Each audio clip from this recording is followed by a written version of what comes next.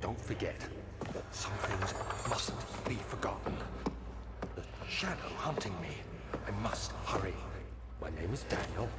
I live in London at Mayfair. What have I done? This is crazy. Don't forget. Don't forget. I must stop him. Focus. My name is... I am Daniel.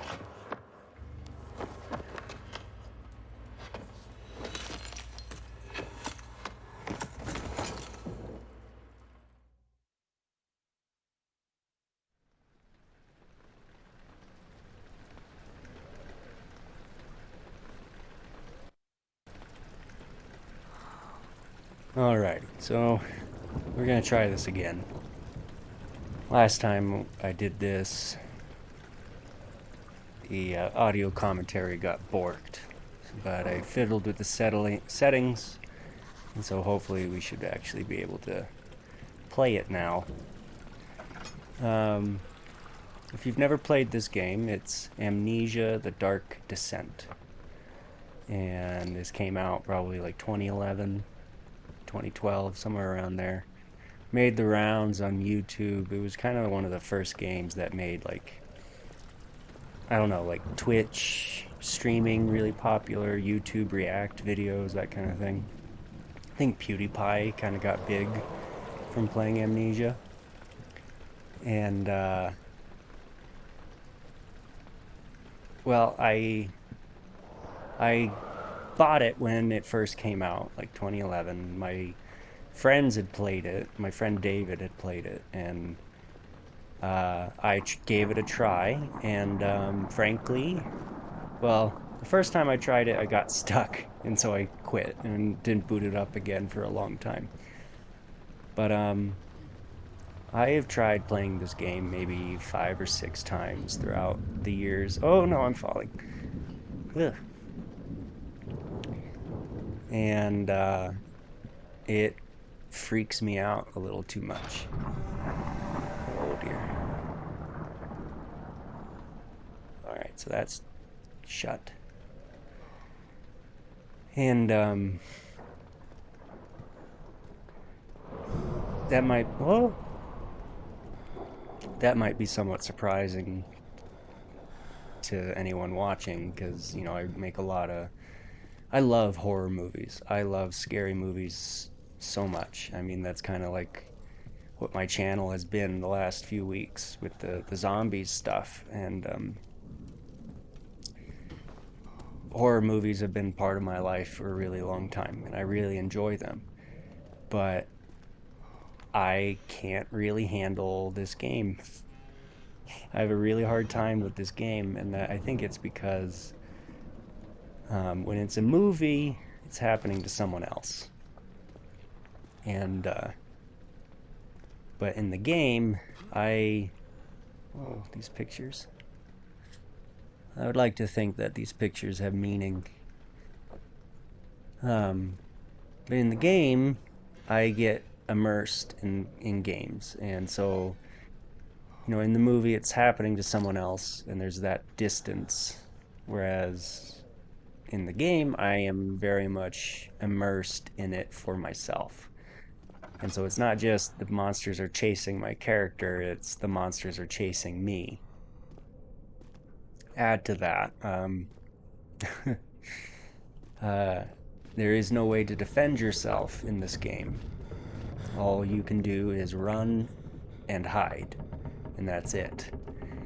And that itself, oh, everything's getting all woozy. Oh no.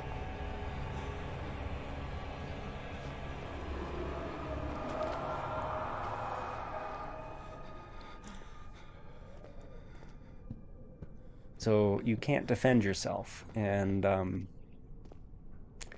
least when it comes to like scary games, as long as you're able to defend yourself, I can handle it. But in this, there's no option for that. And you know, fight, flight, freeze. Those are the reactions to threat. And flight is just not really a natural instinct for me. If I can't fight back, then I freeze. Running away is not really something that comes naturally to me. And so I think that's a big part of it, of why this game freaks me out. Oof. Standing in darkness, your sanity will slowly drain. Well, it's fitting. Let's light a candle.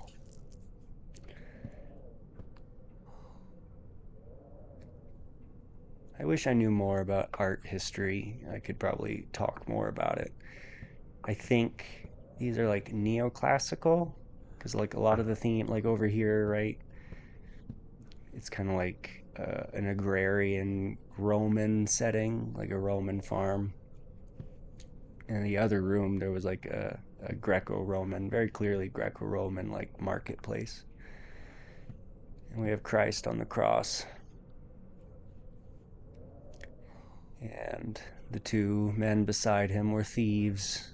And he said to them, "On this day you will sit with me on my right hand." Even the thieves are forgiven. Oh, oh, that's just a reproduction of the other one in the other room. Yeah, this one. This one had Greco-Roman themes. Um, I think the other part of it too is that it's kind of like a nightmare. Perhaps you've had that experience of having a nightmare where someone or something is chasing you and you just can't run fast enough. Um, I've had those nightmares, though honestly, more often than not, the nightmares I have are, oh, traveling to Dover meant going through Canterbury. He made sure to pay a visit to avoid the sense of guilt connected with neglect of family. Um, More often than not, my kind of nightmare with that is more that there's a threat and I am too slow to defend myself against the threat. Um, and usually that takes the form, in the dream, it takes the form of like, oh, I have the gun, but I just can't get there. I just can't fast enough. Um, oh, gross. So the other function or mechanic is that as your sanity gets lower, more weird stuff starts happening around you. I think those paintings start changing. Um, though I haven't observed that directly.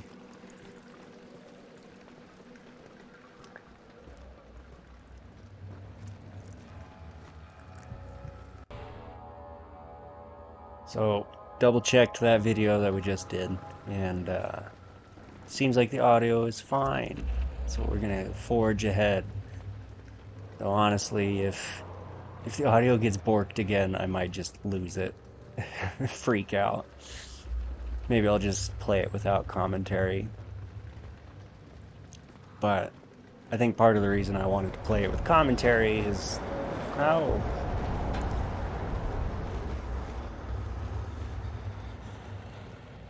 part of the reason I wanted to play it with commentary is because it freaks me out so much, and maybe talking myself through it with an imaginary audience might be helpful. The other thing, I've got this set up on my TV, so I am sitting on the couch with a wireless keyboard and playing, and I think that's another part of it is like the distance, right? It's more like a movie then. So you have that emotional distance from the situation. I guess in that case it's a literal distance. Though the other night I was playing and got through the whole first part, and the audio at the end ended up being bad, and that made me so mad. But even then, like playing it the other night was kind of nerve-wracking. I felt chills going up and down my spine. I'm usually not a scaredy cat. Like, I like scary stuff. 19th of August, 1839. I wish I could ask how much you remember. I don't know if there'll be anything left after I consume this drink. Don't be afraid, Daniel. I can't tell you why, but know this. I choose to forget. Try to find comfort and strength in that fact. There is a purpose. You are my final effort to put things right. God willing, the name Alexander of Brandenburg still invokes bitter anger in you. If not, this will sound horrible. Go to the inner sanctum, find Alexander, and kill him. His body is old and weak, and yours, young and strong. He will be no match for you. One last thing. A shadow is following you. It's a living nightmare, breaking down reality. I have tried everything, and there is no way to fight back. You need to escape it as long as you can. Redeem us both, Daniel. Descend into the darkness where Alexander waits and murder him. Your former self, Daniel.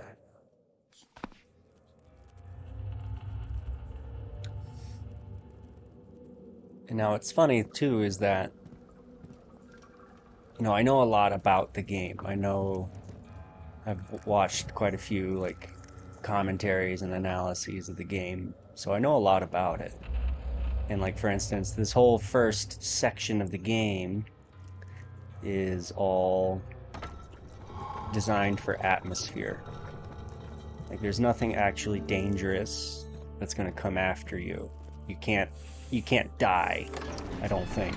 I mean, I guess you could lose. Oh, he fell to the kitchen floor. Tears were beginning to well in his eyes as he received the first kick in his stomach. Hazel remained hidden, in fear she too would be punished. Thanks, Hazel.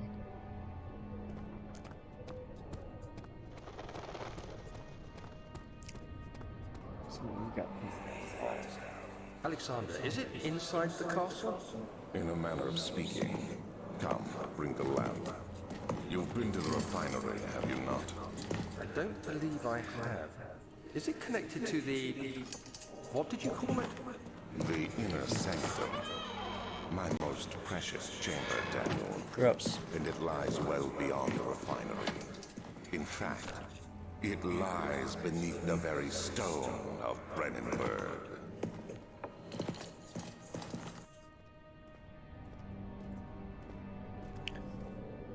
So like this whole first puzzle. Oh, let's just try to run. Let's just get out. Front door. Front door's right there. Just leave. Oh. Well, that's convenient.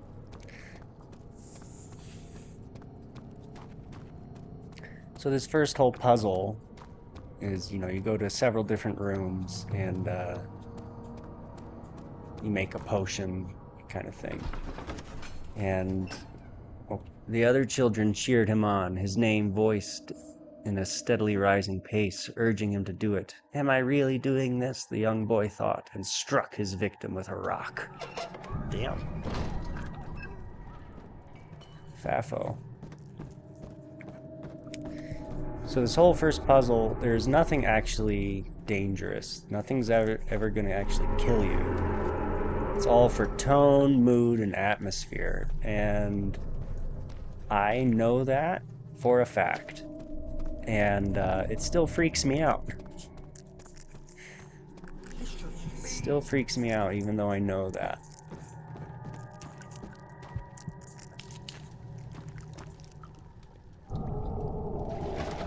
Huh. I wonder if that's the water demon down there, like, foreshadowing.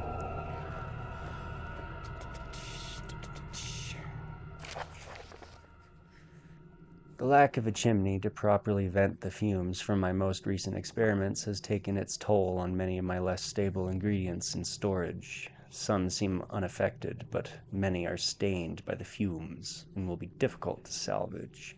I shall do what I can to move them to the wine cellar. Alright, good to know. All the stuff is in the wine cellar.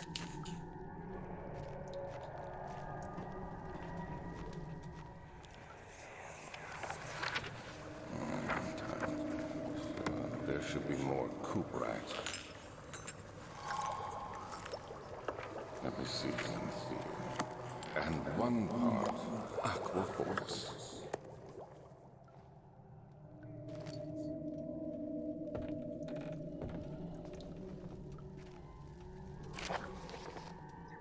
This is my third attempt to produce artificial vitae. The former compounds lacked the potency I need, but I sense I'm close. Calamine and orpiment are a given, and the cuprite binds them well. This time I will attempt aqua regia instead of aqua fortis, in hope it will produce a more even solution. The experiment was unsuccessful. The solution is highly acid and proves impractical to put to any use except as a detergent. Organic tissue reacts especially violently to the solution and should be handled with the greatest care. I must be able to use the recipe, but I'm losing hope that I will find an alchemic solution to my predicament.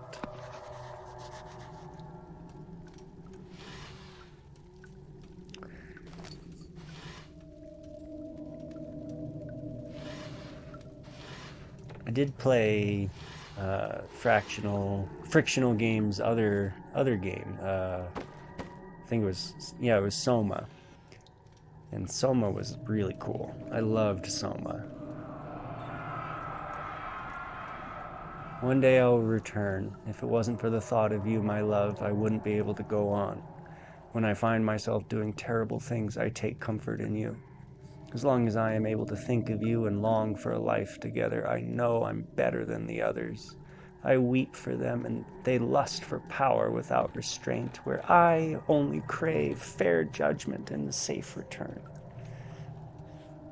Everyone thinks they're the good guy. I'm not a bad person. Those other people are bad. I'm doing bad things for good reasons. Oh, so that's just a... You just touch it and it screams at you. What is it?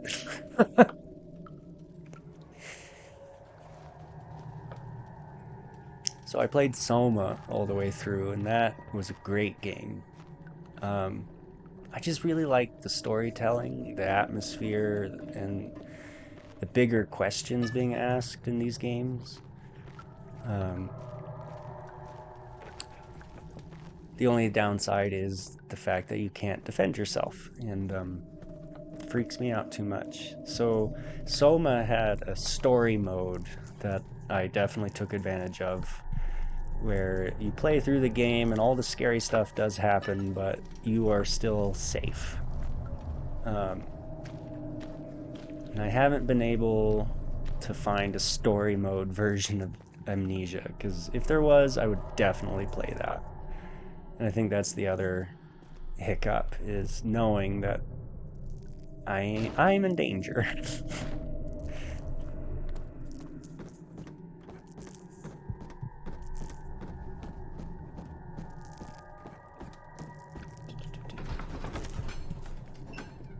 Fragrant taste of rose lingered in his mouth. Turkish delights, he thought, just like the ones at the consulate in Constantinople.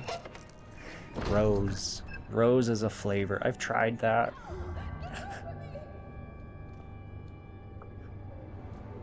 Not my problem.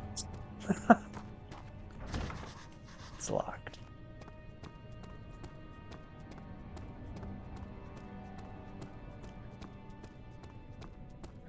Rose as a flavor is really light. It's almost not even a flavor. It's like a LaCroix. Like someone went into the LaCroix factory and whispered the word lime into the vat, and that's the amount of flavor LaCroix has. The concept of lemon.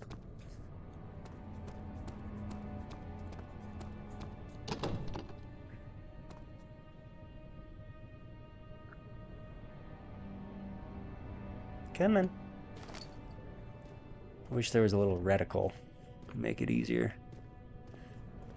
Oh, actually, I wonder.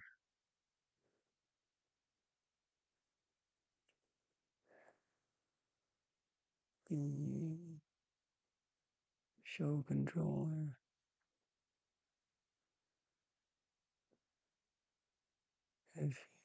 No, I'm not seeing it.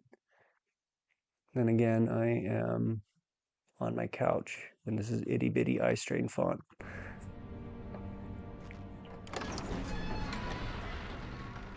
The door slammed shut behind him, and he knew he would never again see the old tailor at Berkeley Square.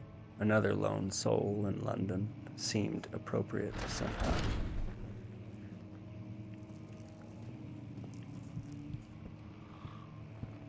Okay. Spooky. See another. This is the Greco-Roman I was talking about, and I wish I knew more art history.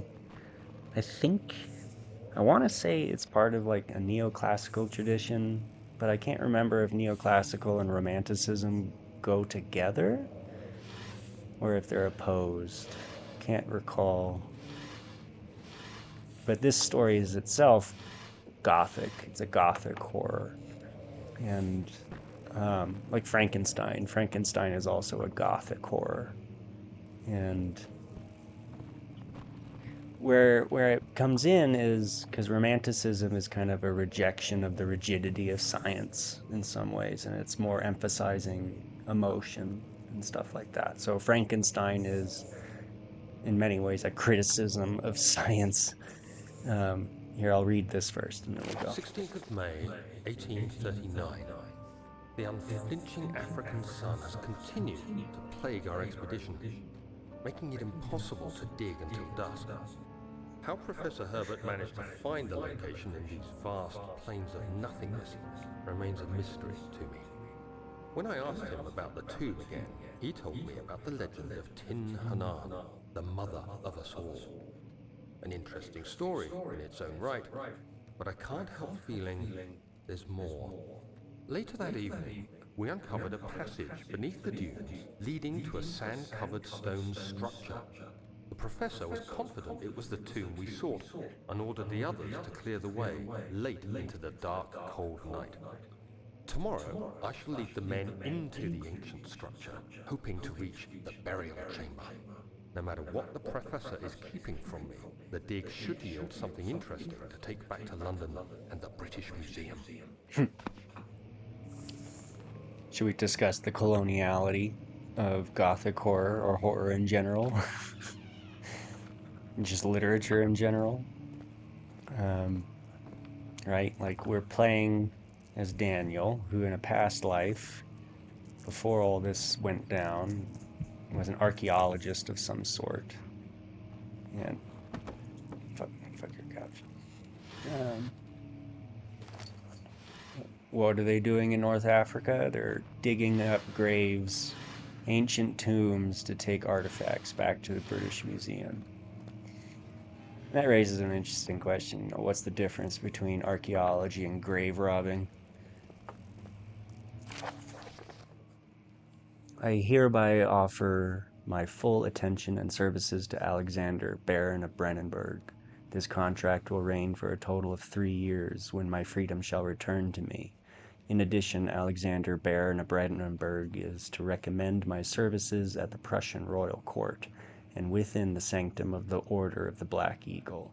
May no man break this seal. Wilhelm, House of Garrett. Is it Garrick or Gench? Itty bitty eye strain font. Now that begs a question, because later on we find out what that services actually are, and it's highly illegal, so it's like that contract is really unenforceable. So you can't have a contract for illegal things.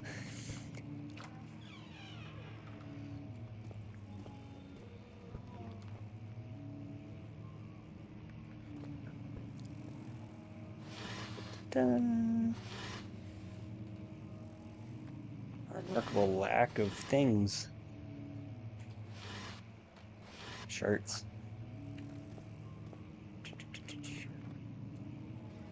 17th of May, 1839. My hand trembles as I write. I feel a need to document my tribulation, for I fear that my memory will fail me if I linger. Today, I took some men and ventured into the dark, ancient passage we uncovered. Our torches burned faintly in the murky air as we slowly made our way underground. The men were superstitious and fearful. They argued loudly, and I felt their strange language getting to me. I mustered my strength and yelled at them to continue down the slopes and broken steps. The crudely carved passage confused me. It looked much older than the 4th century structure we had expected.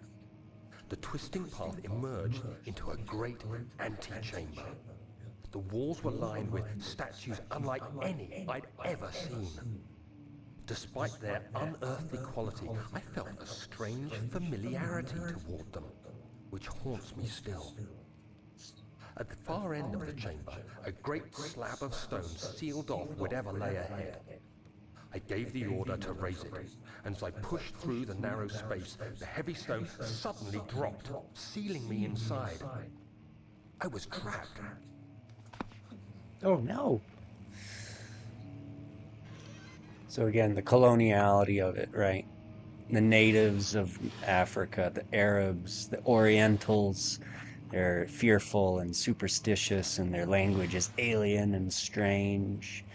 And we're there in, there's very few European explorers, and they're employing locals and natives to do most of the actual heavy lifting, while, the professor and the other archaeologists take the credit. And there's also this aspect, right, that the Orient, so-called, is ancient and unknowable and inimically alien, as Edward Said would say it.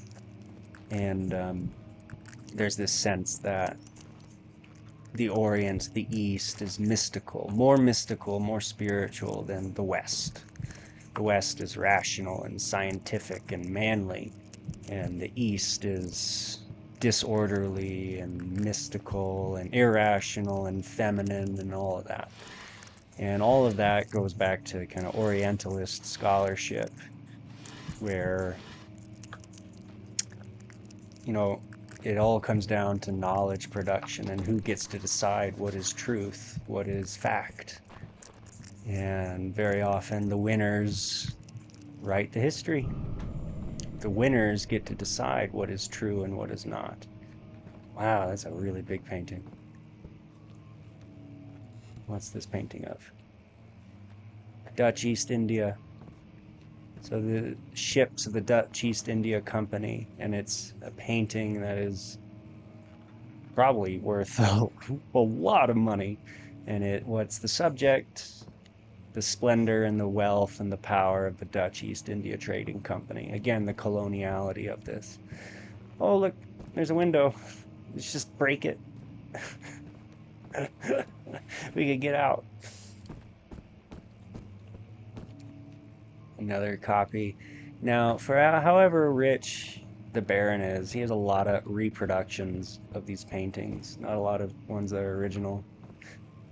Oh. Is that the Jesus one from earlier? But now it's upside down. It's spooky.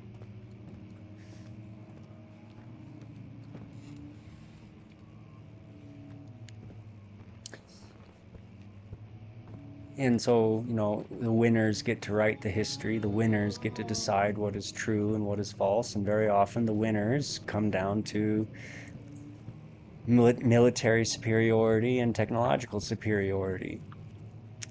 And just so happened that in the 19th century, 18th and 19th centuries, the Europeans, Western Europeans, had the military superiority to do whatever they wanted.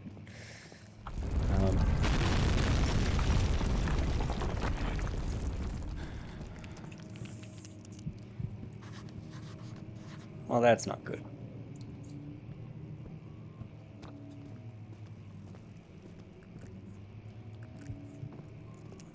Now, I know for a fact we're gonna need to get through that wall. Come on. There we go. This is where I got stuck when I first played the game in high school, was I didn't know to break this wall. And I got stuck there.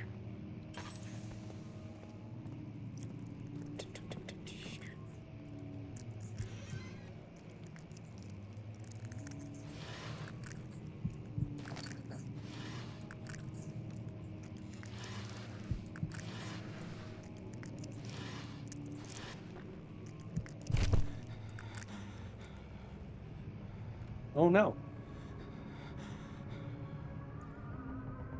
17th of May, 1839.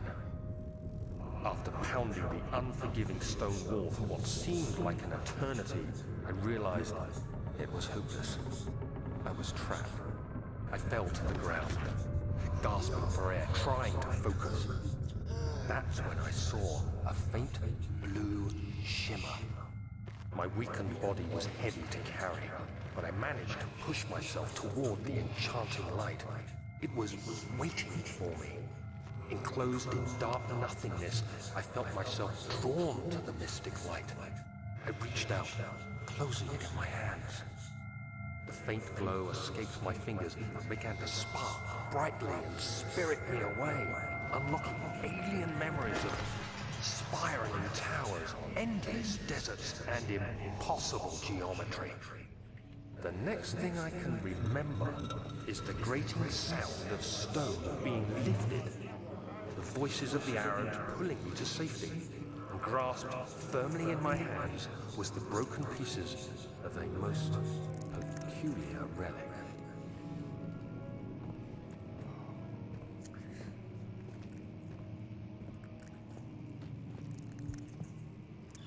And so a lot of this, like Orientalist scholarship, Edward Said, Much of the castle is old and hasn't been tended to for centuries. When the shadow arrives, it won't take long until things start falling apart. We're just buying time anyway. Let's do what we can. There isn't much to be done about the wars. We should reinforce weak structures. The ground will tremble and there's a risk everything will cave in on us, especially downstairs. Here, and there. Let's get the servants working on it.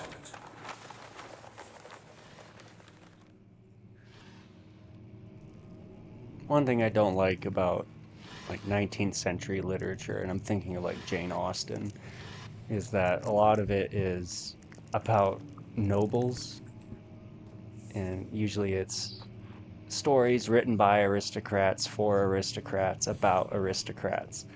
And so I don't know, like in I don't know, Pride and Prejudice, right? It's just about these rich people, and they're like, oh, I can't find a man, and I just it's not very relatable. You have to be swift when you activate the first one. You hear that? If it stops, you'll have to start over. Isn't all this a bit excessive? You can never be too careful, Daniel.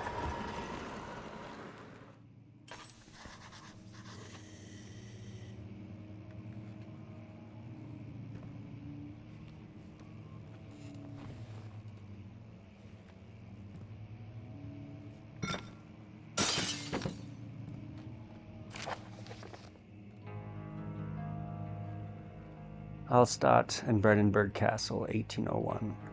Another region rich with lore is Alstadt, deep within the East Prussian woods. For centuries there have been stories surrounding the hamlet and its neighbor, Castle Brandenburg. The quiet forest-clad mountains dressed with scattered lakes is all picturesque as can be, albeit the area is haunted by the dark. Ask any local and you will hear proof of the widespread superstition. All travelers should indulge themselves in such conversations, since it will certainly serve as exciting entertainment. All of them have their own twists on the tale, but there are some motifs that keep reappearing. The Gatherers.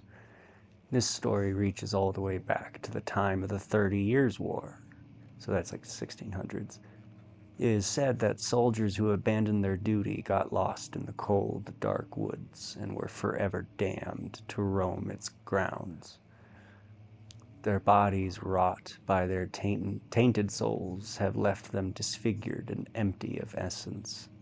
Many have cited them over the years and described them as horrid revenants.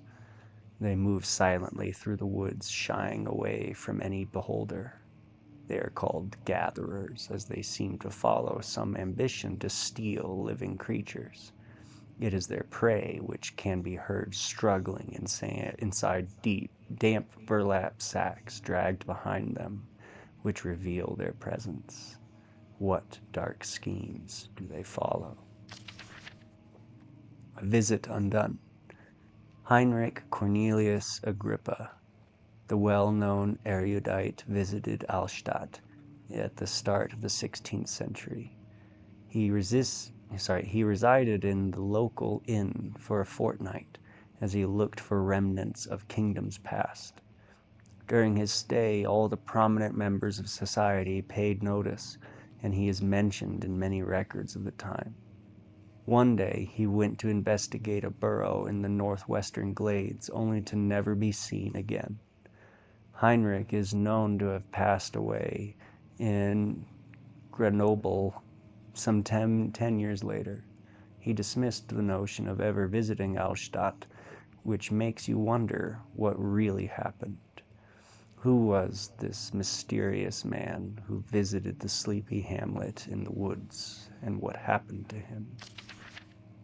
The immortal Baron. The Baron of Brennenburg lives a reclusive life with his family at his castle nearby. Allstadt, and like most of those of noble birth, rumors are inherited alongside with the title. Researching the history reveals little before the castle was consumed by fire in the late 16th century. It was rebuilt by Alexander, a nobleman from the Rhinelands, claiming the role as protector of the Prussian state. Alexander helped the region to flourish and remained popular throughout his presumed lifetime. The family has always been secretive when it comes to lineage and heritage. Therefore, the birth and death of Alexander and his offspring has never been fully recorded. This is fed to the idea that the Baron is in fact the one and the same who came from the West over 300 years ago, lived through the time of occupation, and joined the coveted Order of the Black Eagle, along with the great leaders of this country. The occupation is probably referring to the French occupation of Napoleon. Speaking of Napoleon, back to Orientalism, Edward Said cites Napoleon's invasion of Egypt as kind of like the beginning of the Orientalist tradition of scholarship. So when he invaded Egypt, he went there with not only his soldiers, but also with scientists and historians and botanists and geologists and archaeologists and all that. And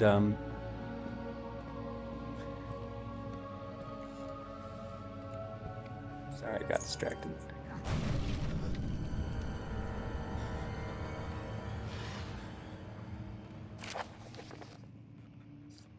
Wilhelm and his fools have endangered my research long enough with their absent-minded handling of the human vessels. The sheriff is keeping a watchful eye on the forest and is killing my trusty servants, although those are probably the gatherers. It's just a matter of time until they follow the trail to Brennenburg. I need to lock Wilhelm and his men up to avoid further investigation from the public. The wine cellar will therefore be sealed off until the matter has been handled. Either the king's men leave, or they will starve. Whatever comes first. They can rot for all I care. Maybe I will feed them some wine. It would, in a sense, solve both of my problems. I have recently been realizing that a lot of horror stories are really metaphors for narcissism. A lot of my most favorite scary movies deal with, I guess, what you could call covert narcissists.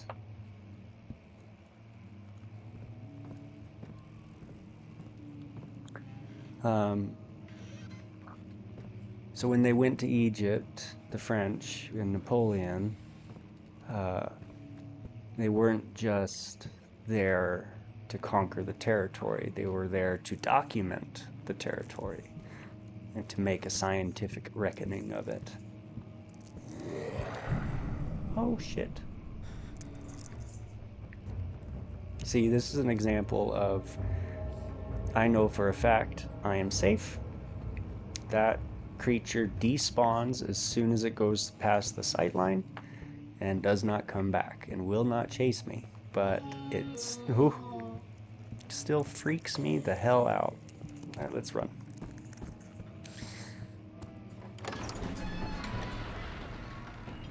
The stone slab looked like a safety measure. It wasn't meant to be moved ever again.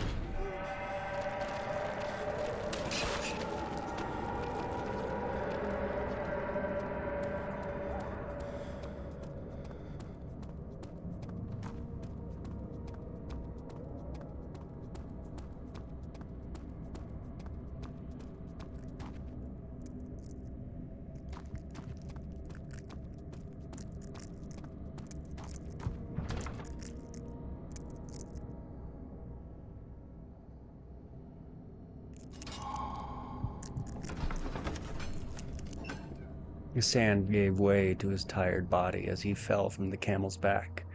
He felt the wind gently sweep across his face and his dry, crusted lips.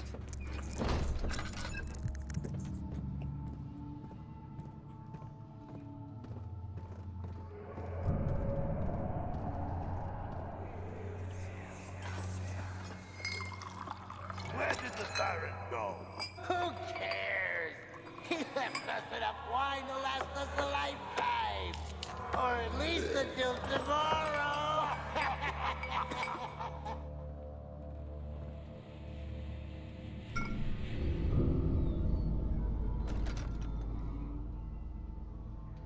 That's unsettling.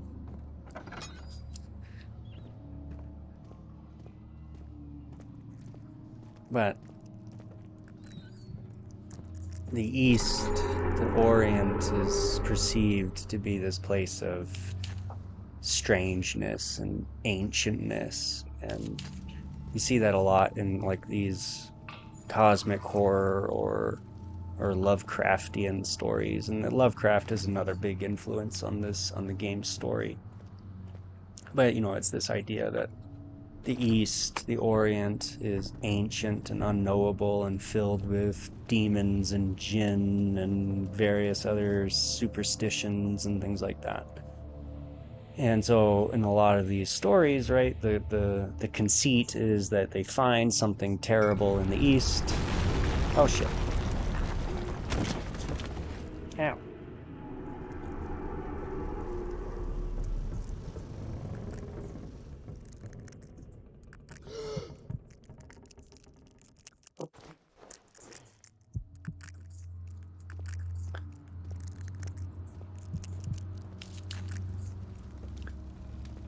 So the conceit of the story is, they find something terrible in the East and they bring it back with them. And the West represents, normality and science and progress and technology and all that. And, ancient curses don't come from England, right? Ain't the the fable of the mummy's curse and things like that. Those are all Eastern mysticism, and we saw that in the journal, if you remember, right? Like he called the Arab natives superstitious with their alien language, not like the secular, rational Western imperialist scientist. It's this sense that the West is normal and the West is demystified, as Charles Taylor puts it. He wrote an interesting book that was about the history of how the West became secular. And it's this conceit that, trees don't have spirits. rocks don't have spirits. In fact, there's very little spirituality in a secular worldview, if any. And so ghosts or demonic monsters. Oh shit.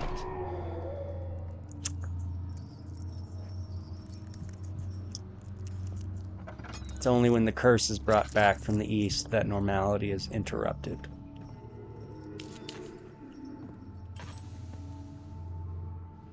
At least that's a big part of the themes in these kind of stories. Oh, I felt it. I got a chill.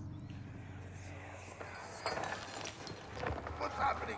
Oh, it feels like my chest is going to burst. My God!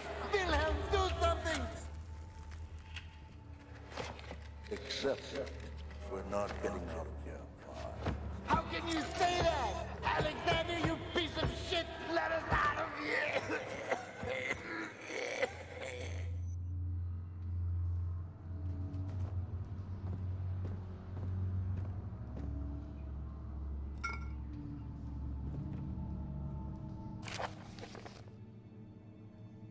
My name is Wilhelm, House of Garrick.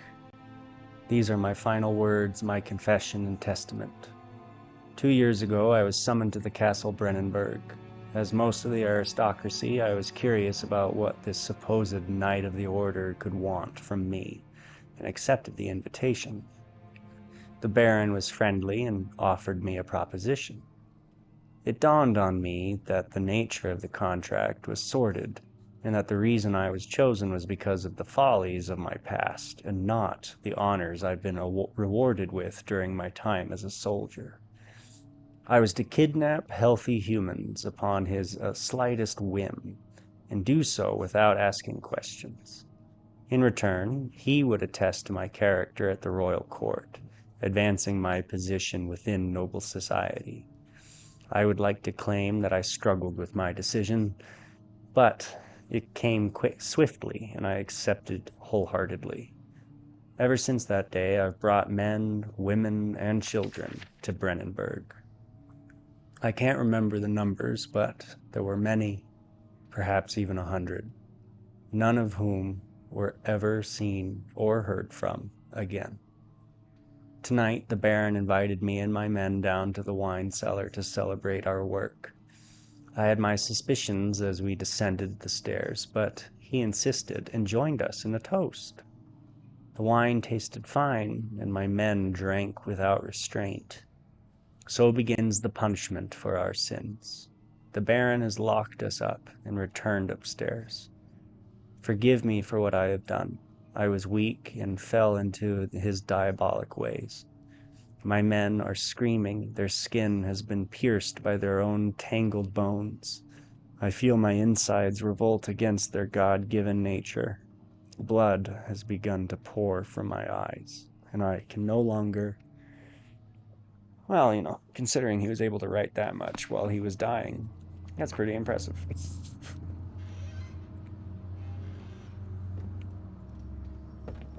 It's like in Monty Python. If you know that joke, you know the joke.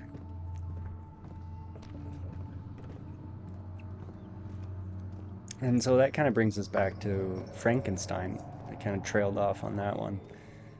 But Frankenstein is the book, is not only the first gothic horror novel, but arguably the first science fiction novel. Because Dr. Frankenstein is a scientific doctor, and he uses his medical knowledge to bring death back to life. Oh dear.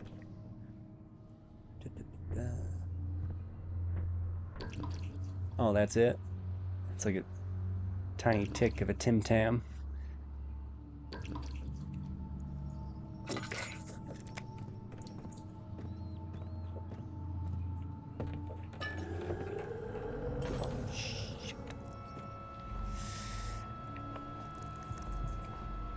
Okay, so here's an example I know for a fact that this is a scripted event, and nothing bad's gonna happen.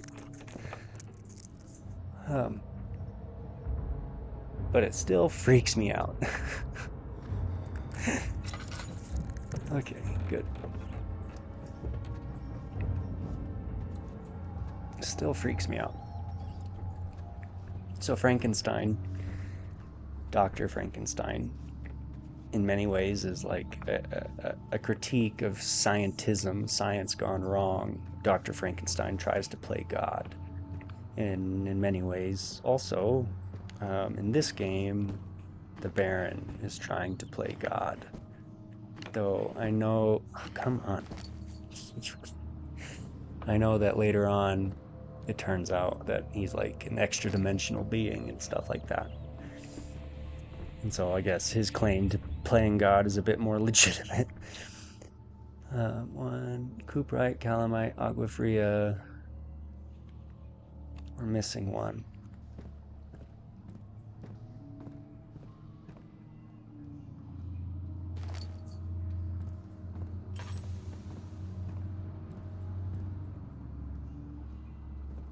And I think that's also part of the romanticism of Gothic horror, or the Gothic genre. I think that their romanticism and Gothic horror are related. Because part of the conceit of romanticism is calling into question science's claim to objective knowledge.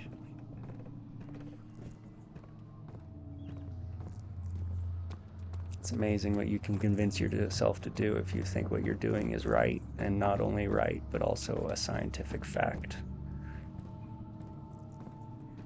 When ideology takes over science, it's a problem.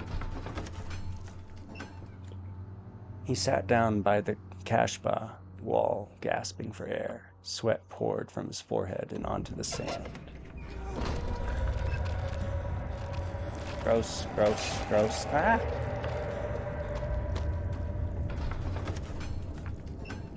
The cloth smelled of desert and damp musk. The pieces lay scrambled on top. Too many of them, he thought. Or perhaps too few. Right. Ow! Okay.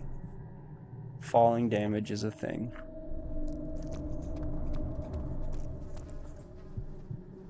Where am I supposed to go? This way.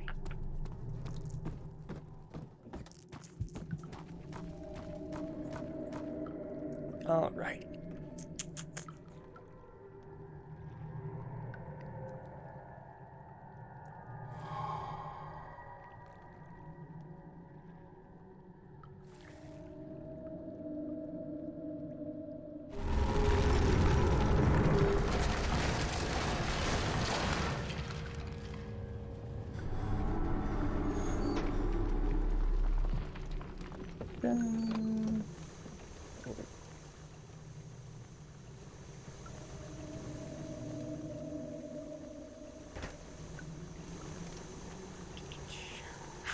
Thankfully, I played this the other night, so I know what to do.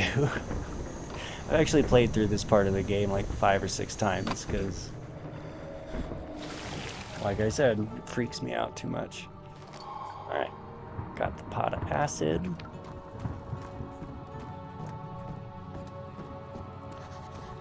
Oh, great. At least it didn't fall down while we were on it.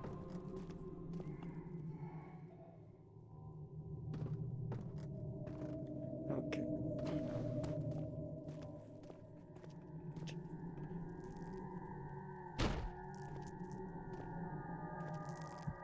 Huh, I don't think I've ever tried it this way.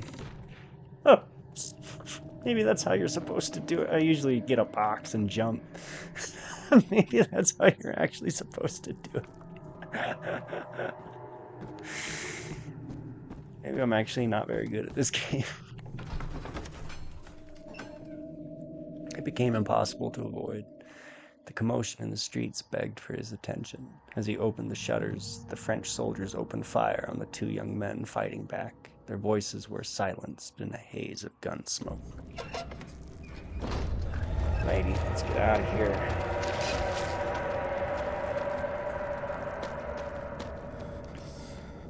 Fleshy. A little bit of body horror in it. Definitely like Lovecraft influences. If you haven't read Lovecraft, I would recommend it. They're good stories if you ignore the blatant racism. Cannot use this item in this way. Why not? That is some game bullshit. I should be able to leave. And I know that means that the shadow would get me, but heck, that should be an ending. I should be able to leave, but whatever.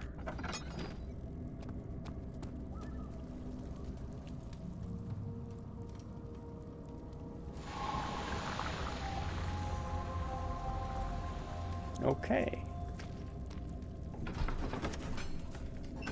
After enduring 3 days in Algeria, a sailboat was finally arranged to take him across the Mediterranean to Gibraltar. Having reached British territory, it was just a matter of reserving a cabin on SS Hortensia, headed for London. Again, right? Like, bringing the curse back. Upsetting normality, upsetting the laws of nature. Yes, and there's a good reason for it. But you can light the lamp now if you wish. What's the reason? For the darkness, that is. Stay close. Be careful not to stray. What's the reason? Why is it so dark? Pay attention, Daniel. It's important that you keep going straight and make sure not to stray. Be careful when enemies are near. That's such a jacked up hint box.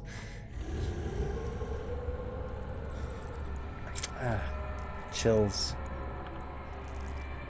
I am not in danger. I am not in danger. Oh shit, maybe I am.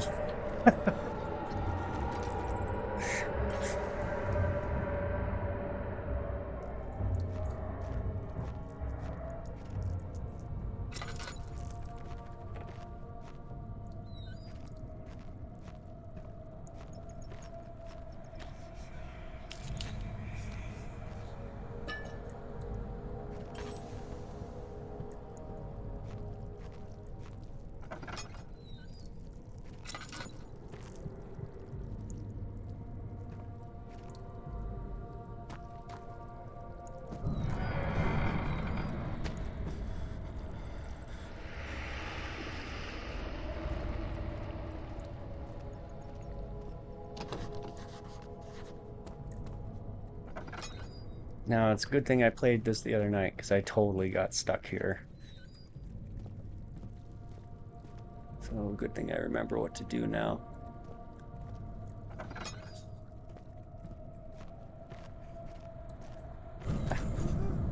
22nd of June, 1839. It's been more than a month since my last entry. After the event inside the underground chamber in Algeria, Professor Herbert insisted I return to England. He said he didn't want to risk forfeiting the entire expedition lest I took a turn for the worse. An excessive decision, in retrospect. But I'm glad it turned out that way. I found my journal this morning in the haphazard collection of things brought home from Africa. Next to it lay the broken stone orb wrapped in cloth. I tried to assemble it, but couldn't. The pieces wouldn't fit together, as if they weren't from the same object. Could I have imagined it all? Was there ever a complete orb?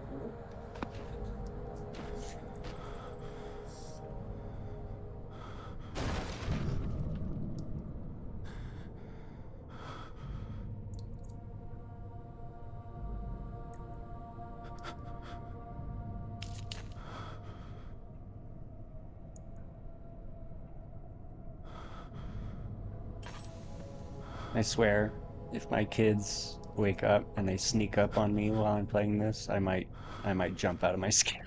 That happened once. I was watching a scary movie with my friend, and my oldest son like snuck out of his room and totally jump scared us on purpose, and it was I was very upset, but I was also very proud of you.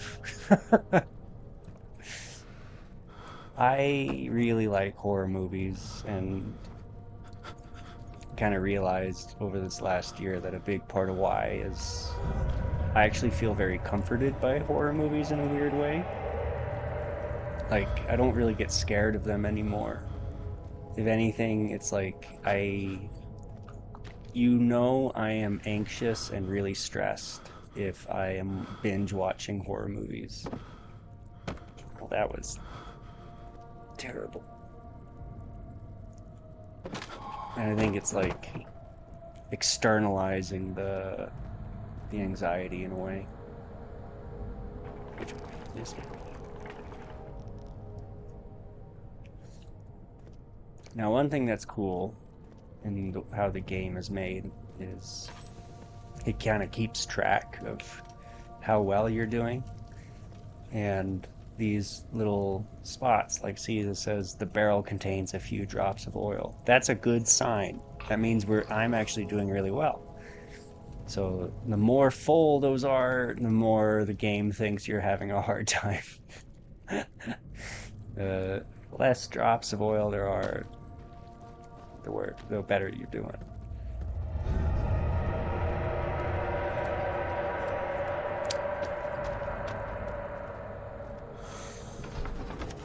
And now he crashed through the surface. The dark Atlantic water smothered him as he struggled to make sense of the situation.